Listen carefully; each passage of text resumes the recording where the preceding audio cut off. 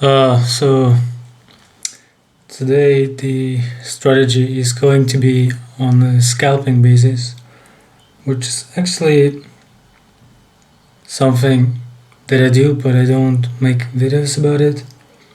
So I thought I'd do or try to make a video about how I scalp the market. So today I'm gonna focus on the Dow Jones, the US 30, and so anyway, here it goes.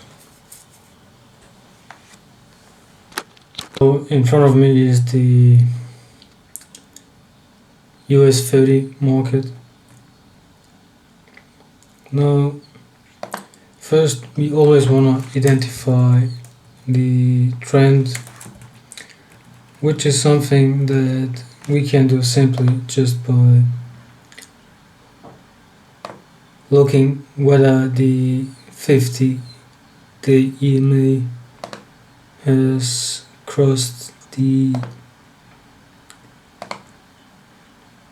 200-day EMA, which here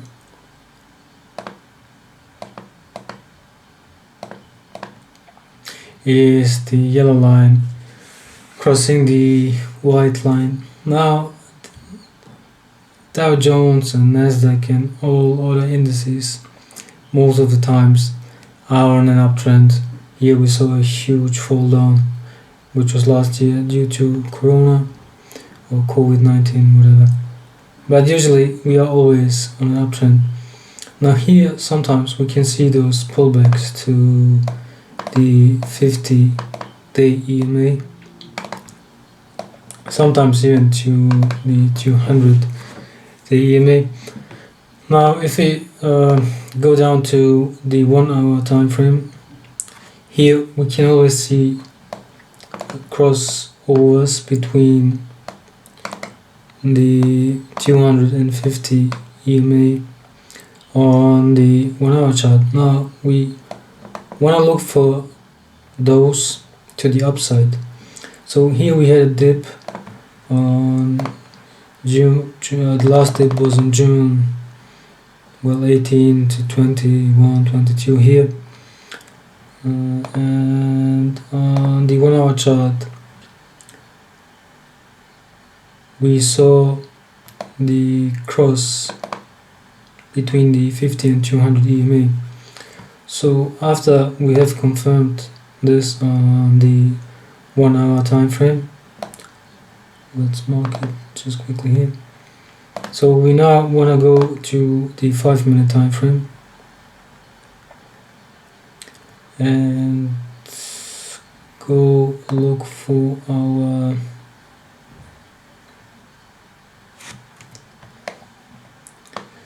cross. Okay, so here somewhere was the cross on the 1 hour chart. Now if we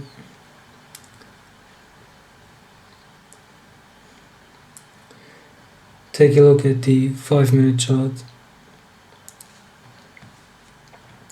and that's some other indicators. So here it goes. Let's just quickly. So again, if you take a look on the 1 hour chart, the cross was on slightly on June 24th. So on the 5-minute chart, what is the date now?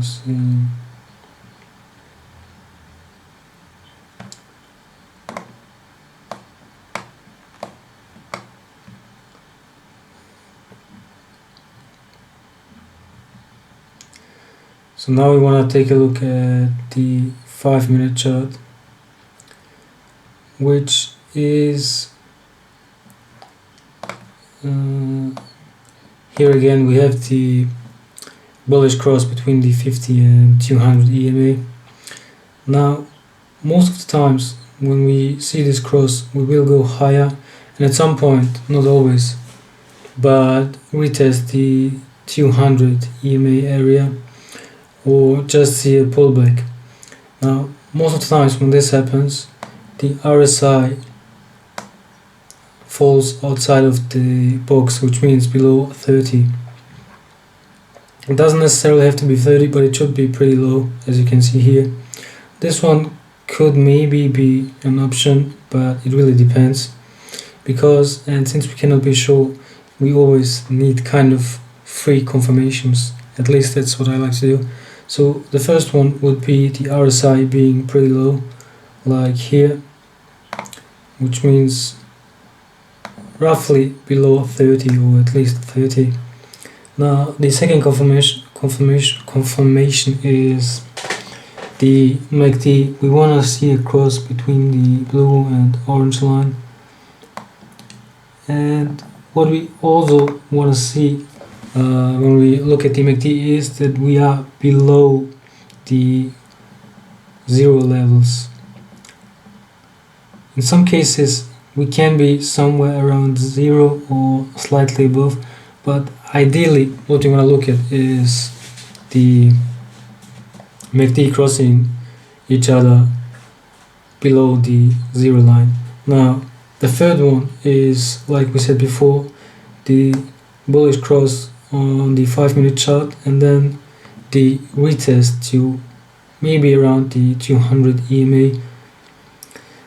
And what often happens as well is that we pull back to a certain area that has been acting as a support and resistance area before, which is something that we can see here.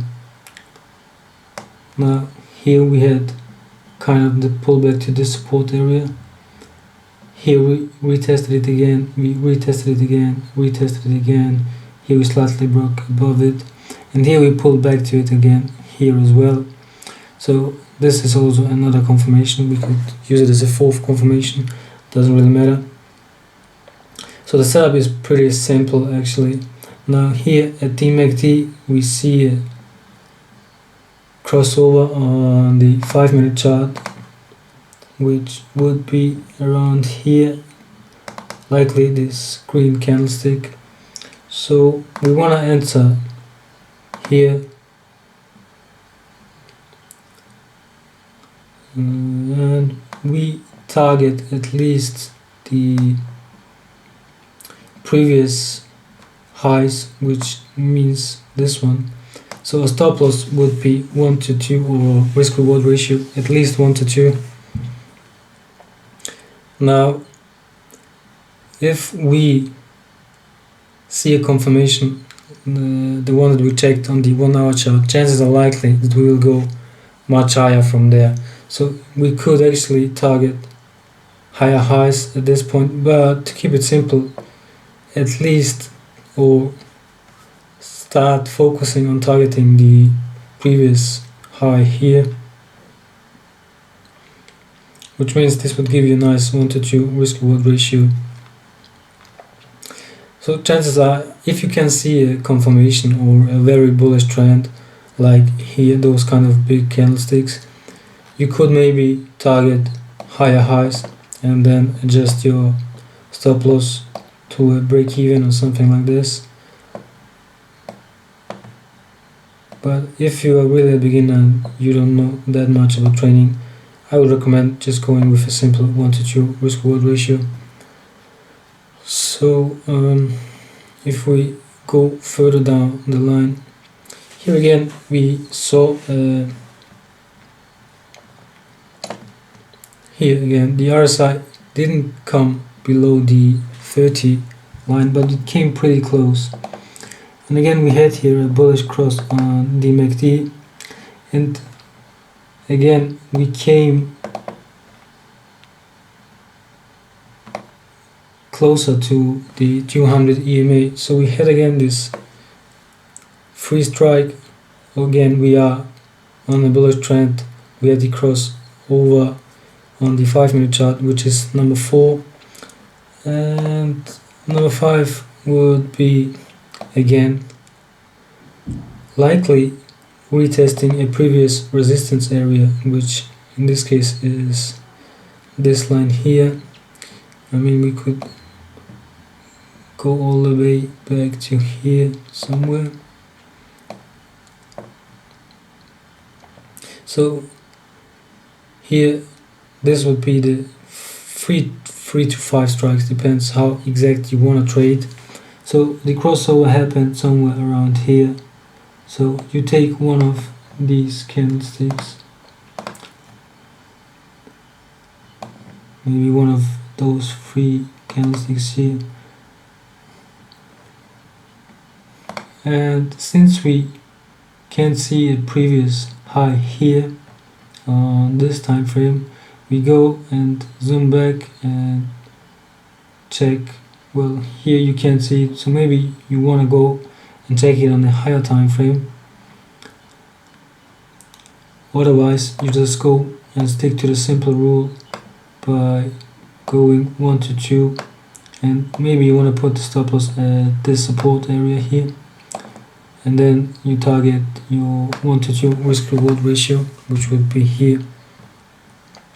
Now, like I said before, on the 1 hour chart we had the bullish cross, which means this trend could go on for much longer. So like I said, you can hold, if you see the cross on the 5-minute chart, for much longer, and here for example the risk reward would be 1 to 5, but chances are that you might lose and we might see bearish momentum here again, and suddenly you don't have anything. So this is why I would recommend simply to go with 1 to 2 risk reward ratio. Now here, for example, if we enter here and target the 1 to 2 risk reward ratio, don't forget we are on this bullish trend, and here the MACD had a bullish cross, but like I said, sometimes you can take those trades where we are slightly at the zero levels on the MACD, but usually I would prefer it if we were below, like here and here. So this one might sometimes work out, depends what you're looking at, because here we had again this kind of support line that also was a previous resistance line, and here we could argue that we are forming this triangle with a breakout candlestick, which would be this one here, and here would be the crossover, so you would enter here. But again, the RSI here is also pretty high, so nowhere near these levels here, and we didn't retest the 200 EMA but the 50 EMA. So those trades might work, they can work, but you have to take a completely different look at them. So this is why here are the simple ones, and well, I guess this was it. So thanks for watching.